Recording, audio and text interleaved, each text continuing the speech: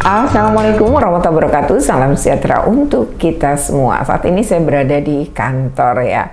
Dan kebetulan pukul 8.30 ini ya, di hari Jumat ini akan ada kegiatan dengan para pengawas dan penilik. Terkait apa? Terkait upaya bersama-sama membangun sekolah aman, nyaman, menyenangkan tanpa kekerasan. Nah, ini juga sekaligus untuk menyusun langkah sebenarnya apa yang harus dilakukan sekolah-sekolah. Dan para pengawas serta penilik ini akan menjadi pendamping nanti. Jadi mereka harus paham dulu nih apa yang harus dilakukan, baru kemudian menularkan kepada sekolah-sekolah. Kalau sekolah-sekolah sendiri juga nanti akan ada sesi untuk menjelaskan tersendiri.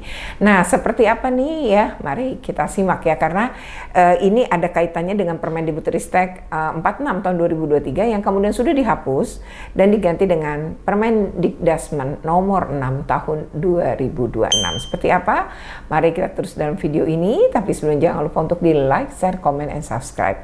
Bagi yang belum subscribe, segera subscribe untuk terus terupdate dengan video pendidikan anak dan kulineran.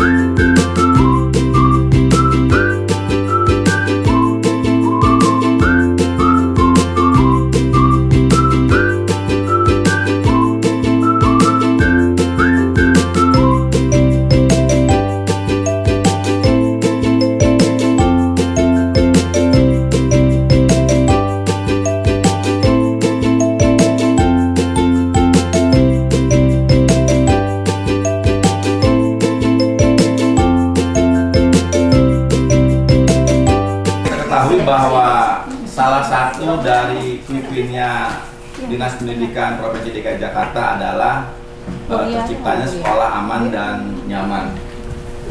Dan tentunya kita selaku pengawas juga harus menempatkan posisi kita pada posisi di mana apa yang harus kita bisa lakukan untuk mengimplementasikan sekolah aman dan nyaman. Sejahtera untuk kita semua. Yang pertama mau menyampaikan salam dari Bu Rona, Bu Kasudin. Sejujurnya beliau datang, katanya mau bicara, mau memberikan semangat. Tapi ternyata sakit. Memang tadi waktu telepon juga suaranya serak. Iya, jadi pagi mau ke dokter dulu. Oleh karena itu nggak bisa bertemu di sini. Tapi secara prinsip bahwa sudah mendukung. Dan kayaknya memang Bu Rona juga sudah kayaknya banyak bicara dengan Pak Ujang sebelumnya. Nah, yang kedua gitu, saya juga mengucapkan terima kasih kepada Pak Ujang yang sebenarnya saya cuma berdua kemarin ngobrol, tahu-tahu Pak Ujang mewujudkan hari ini. Dan ngobrolnya itu juga cuma di hari Rabu ya Pak kita ya. Jadi gercep banget Pak Ujang, terima kasih ya Pak. Lalu yang berikutnya Pak Ujang juga mengundang yang JU2. Menurut saya ini sesuatu yang sangat positif gitu, karena ini kan kepentingan kita semua gitu, bukan cuma sekedar itu JU1 atau JU2, kita nggak parsial gitu ya. Nah, oleh karena itu kekerasan itu terjadi di semua tempat gitu. Dan kemarin juga Bu Rona baru menceritakan ke saya, ternyata Bu Kadis me-WA beliau terkait dengan kasus juga di JU2 ya Bu. Ada, tapi mungkin bukan SMA, kasus kekerasan seksual yang dilakukan oleh guru. Nah, jadi ini kasus terus terjadi dan ini ada quicksnya Bu Kadis bahwa membangun sekolah aman dan nyaman tanpa kekerasan. Nah, oleh karena itu saya diminta kemudian oleh Bu Rona nih, ya Bu, next mungkin. Nah, Bu Rona betul-betul mau melaksanakan ini. Jadi kalau bagi saya ini hal yang positif gitu. Saya pingin ngelakuin tapi nggak punya kewenangan. Tiba-tiba ada seorang Kasudin yang justru mau gitu melakukan. Nah, baik kita mulai dulu dari kenapa jenis dan definisi kekerasan ini akan benar-benar berpengaruh pada ketentuan di sekolah. Kita mulai dari membedakan dua permen ya Bapak Ibu. Yang pertama adalah Permendikbudristek 46 tentang 2023 tentang PPKSP, pencegahan penanganan kekerasan di satuan pendidikan yang sudah dihapus. Lalu muncul Permendikdasmen nomor 6 tahun 2006 tentang budaya sekolah aman dan nyaman, disingkat BSAN, ya. Itu perbedaan nama. Kedua, nah, di Permendikbudristek 46, mungkin karena Bu Eva nih misalnya sering kali menangani kasus di jenjang SMA sama saya, mungkin Bu Eva juga jadi mengerti nih kalau misalnya lebih paham nih ketika saya menyebutkan bahwa di Permendikbudristek 46 itu ada 6 jenis kekerasan. Ya, lalu di Permendikbudristek di Permendikdasmen enggak sama sekali menyebut jenis-jenis kekerasan apapun, enggak dia sebutkan satupun. Yang kedua, yang permen lama itu mendefinisikan masing-masing kekerasan dengan sangat jelas. Sementara di sini tuh hanya menyebut pelanggaran tata tertib dan pelanggaran etik. Pelanggaran tata tertib itu ditujukan kepada murid, pelanggaran etik itu ditujukan kepada guru. Pertanyaannya, apakah di tata tertib berisi tentang kekerasan itu? Dan apakah sekolah memiliki kode etik guru? Kalau nggak punya, terus terjadi apa yang mau kita pakai sebagai dasar hukum? Nah, itu akan sulit ketika nggak ada ketentuan yang mengaturnya.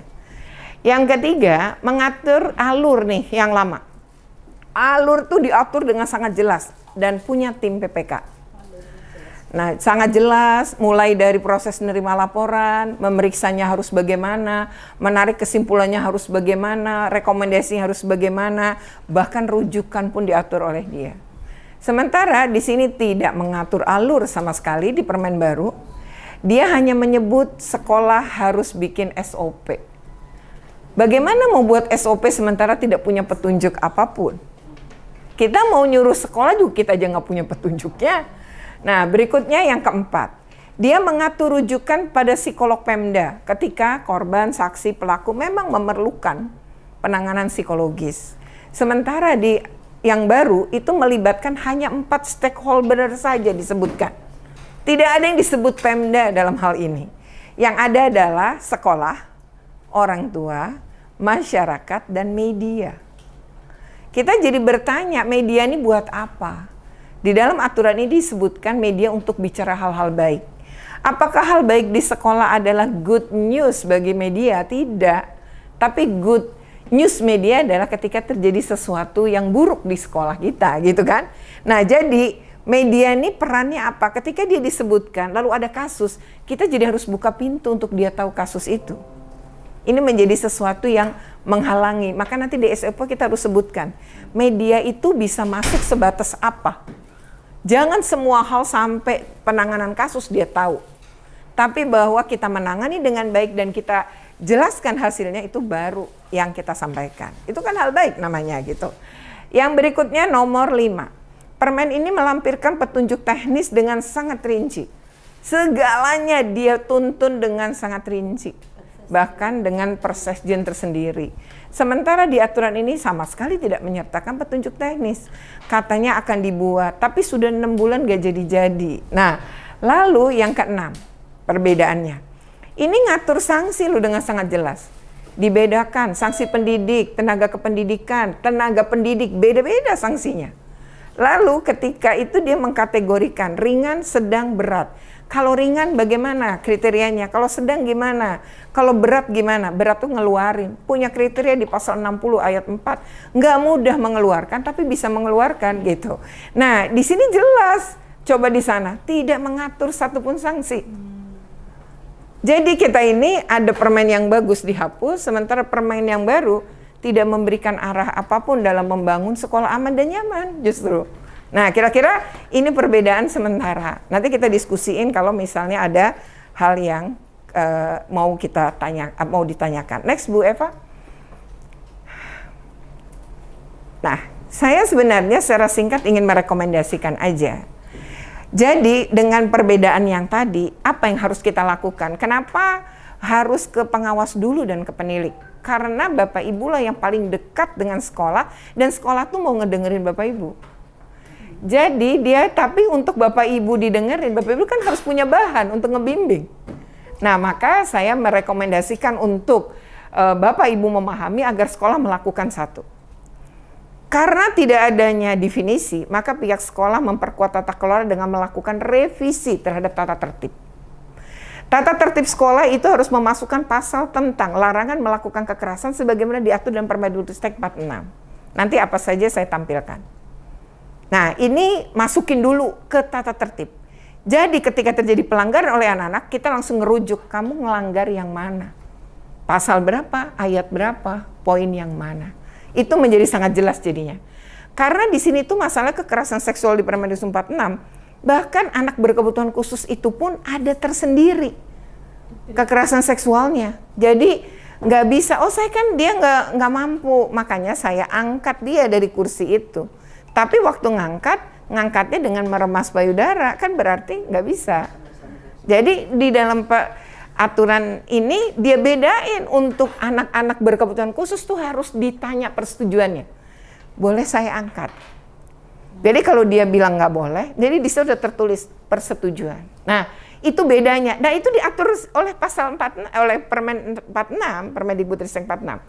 Pertama adalah ambil dulu semua bentuk kekerasan.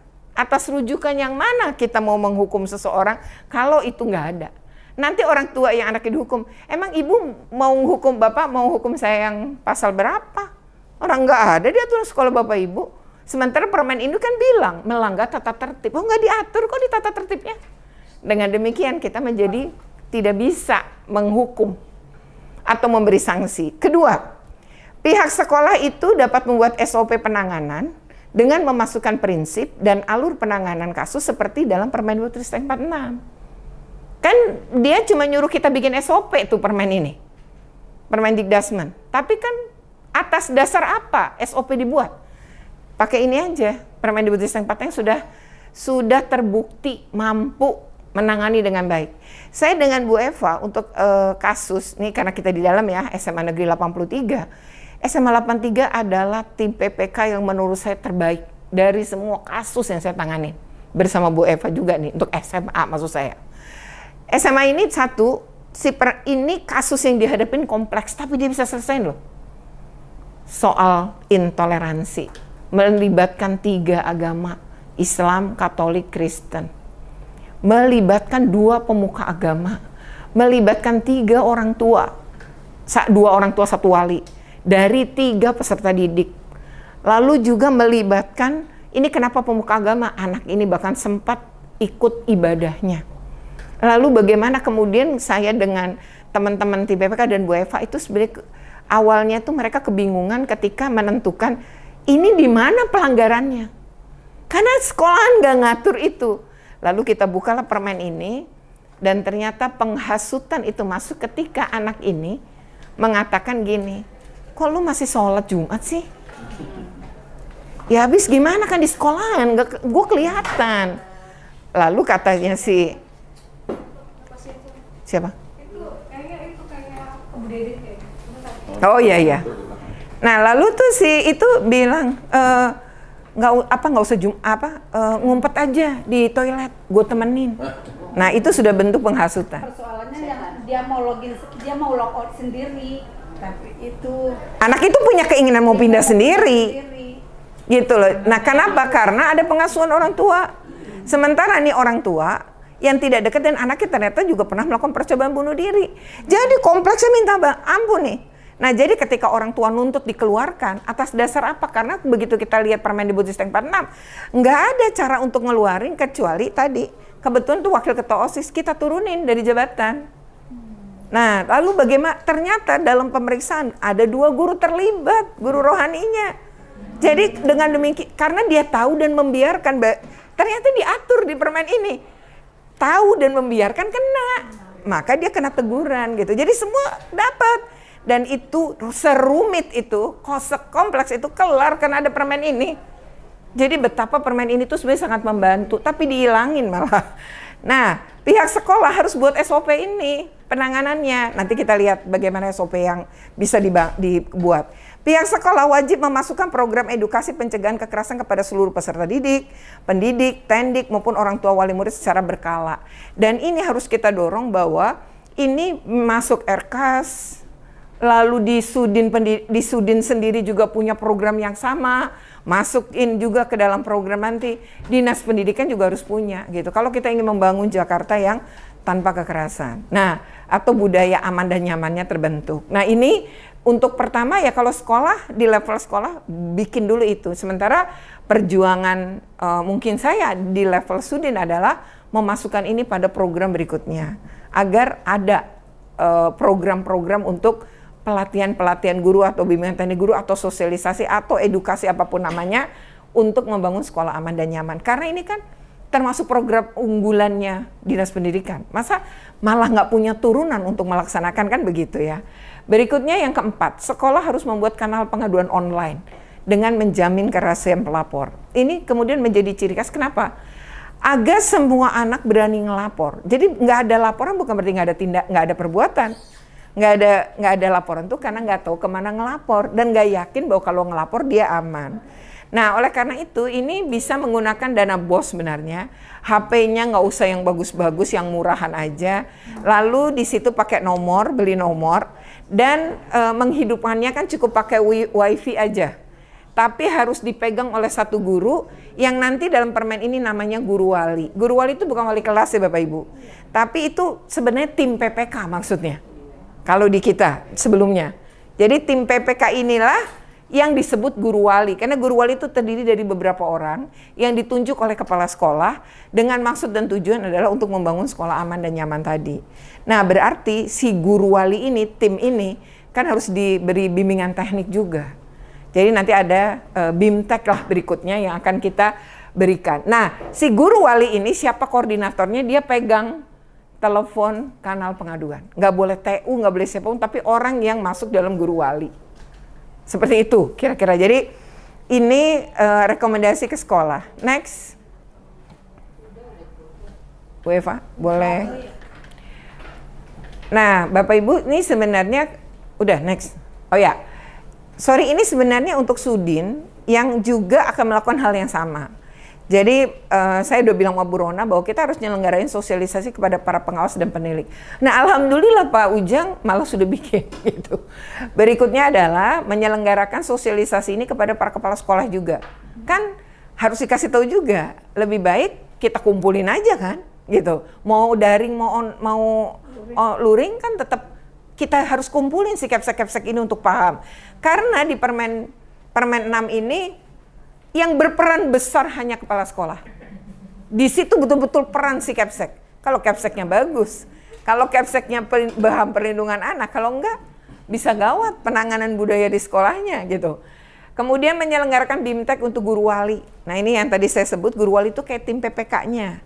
Nah, lalu membentuk tim Satgas kekerasan di level Sudin. Nah, kenapa ini terjadi? Saya belajar kemarin dalam kasus penabur bersama Bu Agustina bahwa permen ini bagus juga ya. Jadi ketika sekolah memutuskan mengeluarkan seorang anak, nah untuk kasus yang di dalam pembuktiannya hanya bisa dibuktikan bullying, tapi mau mengeluarkan sementara pasal 60 ayat 4 itu memberikan syarat yang cukup berat. Satu, ada trauma berat enggak? Terus korban yang dia pukul ya atau dia lakukan itu mengalami trauma berat nggak secara psikis? Ternyata enggak. Lalu korban sampai masuk rumah sakit nggak? Ternyata enggak. Korban, jadi syarat-syarat berat yang ada di situ enggak terpenuhi.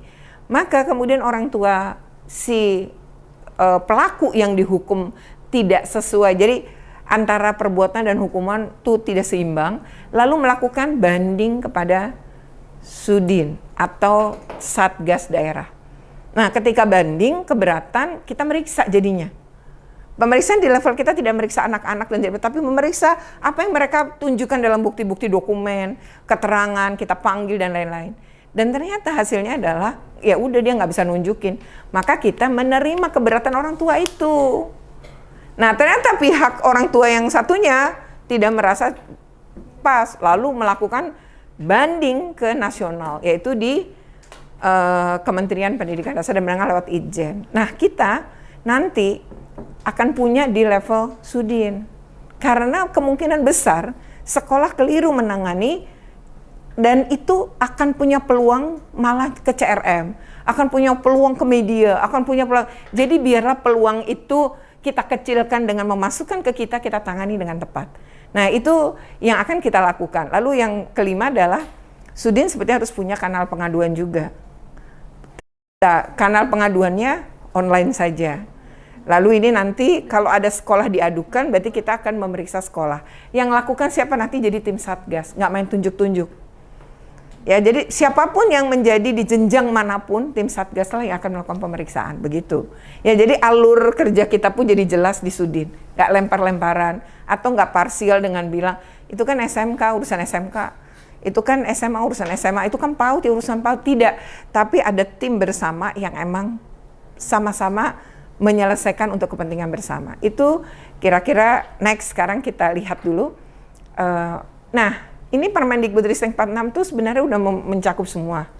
Mulai dari mencegah, menangani, sampai yang disebut dengan pemulihan. Next.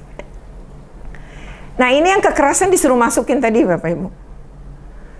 Jadi ini yang dimasukin dalam aturan sekolah. Ada kekerasan fisik, psikis, perundungan, kekerasan seksual, diskriminasi dan intoleransi, atau kebijakan yang mengandung kekerasan. Kalau misalnya kita setidaknya 1-4-nya masuk. Tapi kalau menurut saya ya sebaiknya semua masuk. Tapi kalau kita biasanya orang mau masukin, itu ya kalaupun dia memilih ya 1-4 lah gitu. Itu ada di dalam aturan. Next.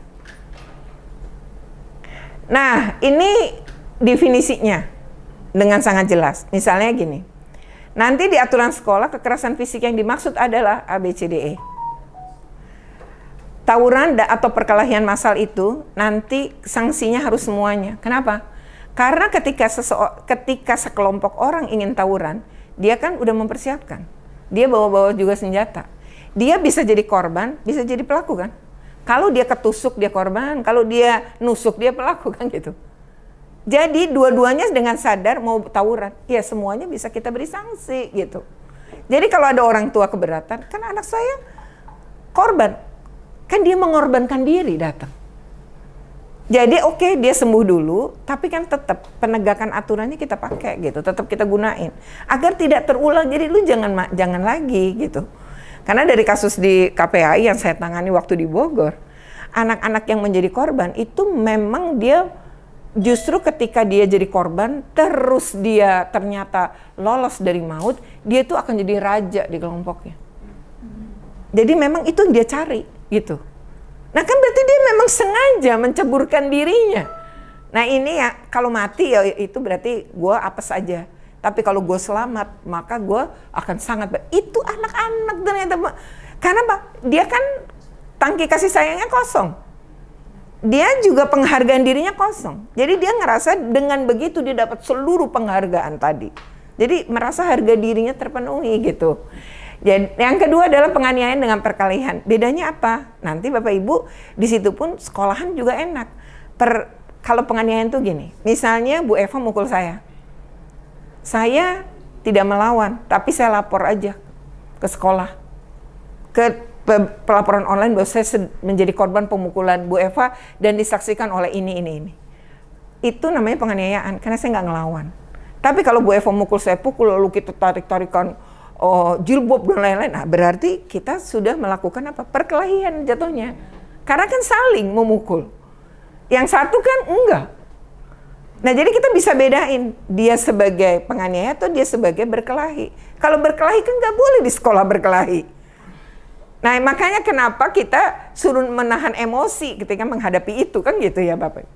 Nah lalu eksploitasi ekonomi ini hati-hati terutama untuk level SMA dan SMK. Jangan-jangan nih pensi ngadirin artis, nah caranya ngumpulin uang adalah dengan memeras adik-adik kelas disuruh kerja, ngamen apa, karena itu terjadi waktu saya jadi kepala sekolah SMA 3 ya.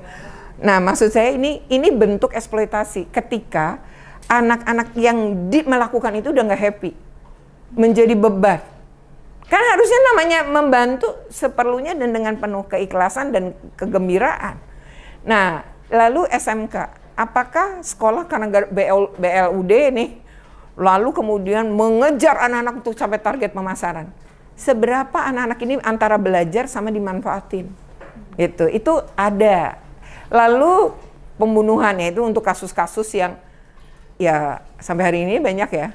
Guru NTT itu, guru olahraga, lagi olahraga kalau di kampung kan banyak batu ya. Anaknya bandel, dipanggil nggak bisa-bisa sama dia diambil dilempar batu. Anaknya meninggal. Walau nggak saat itu dibawa ke rumah sakit, dirawat 5 hari meninggal. Kan berarti pembunuhan. Itu guru itu kan pasti masuk penjara sebagai pembunuhan, walau bukan pembunuhan berencana, kan begitu. Nah, lalu kekerasan psikis. Nggak bermaksud mungkin, tapi saking marahnya kekencengan, batunya kegedean, kenanya kepala, ya udah terjadilah pembuluh darah pecah di otak anak itu, akhirnya 5 hari dirawat meninggal dunia. Kekerasan pembunuhan. Kekerasan psikis itu diantaranya adalah pengucilan, penolakan, pengabaian, penghinaan, penyebaran rumor, pemerasan, panggilannya mengejek, intimidasi, dan perbuatan mempermalukan di depan umum, terus teror. Contohnya guru. Oke, demikian ya diskusi ini. Saya senang banget ya bahwa para pengawas gitu dan penilik itu bisa sama-sama beriringan ya untuk membangun sekolah aman, nyaman, dan menyenangkan. Untuk Pak Ujang juga terima kasih atas inisiasi ini. Tentu sebagai kasih gitu ya, saya juga tidak bisa berbuat banyak gitu ya kalau tidak bersama-sama. Dan ini tuh berbicara Jakarta Utara sih, tidak berbicara sektoral bernama Seksi PAUD saja, tapi adalah semua jenjang ya, karena kita ingin membangun sekolah aman, nyaman, dan menyenangkan itu di seluruh jenjang. Demikian, semoga ini bermanfaat ya. Jika bermanfaat jangan lupa untuk di like, share, komen, dan subscribe. Bagi yang belum subscribe, segera subscribe untuk terus terupdate dengan video pendidikan anak dan kuliner.